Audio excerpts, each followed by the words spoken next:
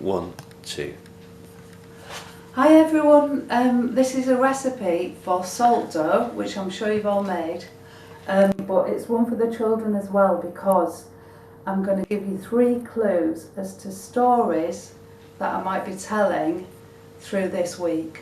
Alright, so our recipe, all it needs is 1 cup of plain flour, half a cup of salt and half a cup of water. So here we go.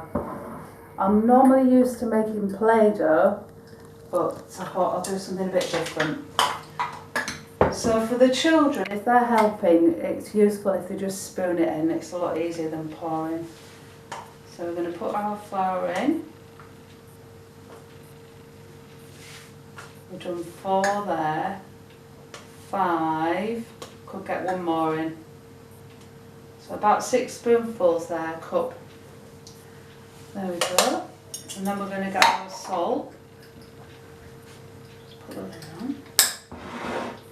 So I didn't use quite as many, not ingredients, but quite as much, because I've not got that much salt, so that's why. But if you wanted to make lots of things, decorations, or anything, use twice the amount, obviously. So I've got half a cup of salt there, and then I'll just give it a little mix. And then I'm going to use half a cup of water, and I'll just do it gradually just to make sure that it doesn't get too soggy. Just give it a little.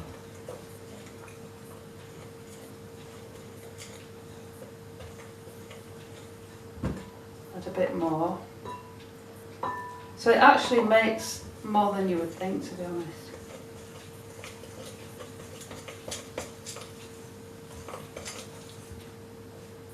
Just squash it in. We'll just add a tiny bit more onto the dry bit. That's it. That should do it. Right, now then, I've forgotten something. Can you guess what I've forgotten? It's something you use to make something flat, and it's made of wood. Have a guess. Another clue, you roll it. I think it might be a rolling pin. I'll just go grab it out of the drawer. Oh, Chris has gone to get it. Thanks. Right, so now we've done that. Thank you. So we've got everything. Oh, it's not too bad actually, because sometimes when we make Play-Doh at preschool, it gets a little bit sticky. But this is actually alright. So I've got my tag to roll it on. So I'll just give it a little. Just try not to press too hard, children, because if you press really hard, it squashes and gets stuck to your thing. So the first thing I'm going to use is, oh, and I've got a tray. I'll show you. I've got a baking tray with greaseproof paper on. You can actually cook this in the microwave, obviously not on a metal tray, and you do it at 10-second increments, just so you don't burn it. Right, the first thing I'm going to make is, hang on a minute, I'll use this to cut with. There we go. So, shall we have a look and see? I'm not sure. I thought this might be a T-Rex, but it might actually be a Velociraptor, but it doesn't really matter. We're just going to do a footprint in there. There you go. So you could be, right, have you heard of the word paleontologist? That's what you could do. You could look at your dinosaur footprints, because that's a specialist who knows all about dinosaurs. So we'll put that in the oven a bit later. So that's our first clue. There he is. Our second clue is this one. A gingerbread man. So we're going to make a...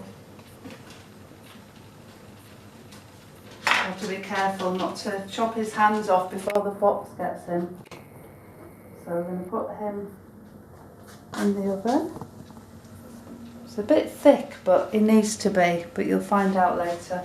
And then the last thing of all, I'll just show you a couple of them, is just, if you want to make a ball, a circle shape should I say, you make a ball and then you just squash it a bit like that. So we'll do some that they need to be a bit smaller, so you only need a tiny bit. Squash it down. There you go. And then I'm going to make a diamond shape. So we'll put this over here so you can see. We don't want them to be too thick. When Mummy or Daddy put the oven on, they need to put it on at quite a low temperature and leave it in for a long time. Right, we're just going to do one last one. So we've done a bit of a rough diamond shape, and I'm going to carry on doing that, and I'll see you soon.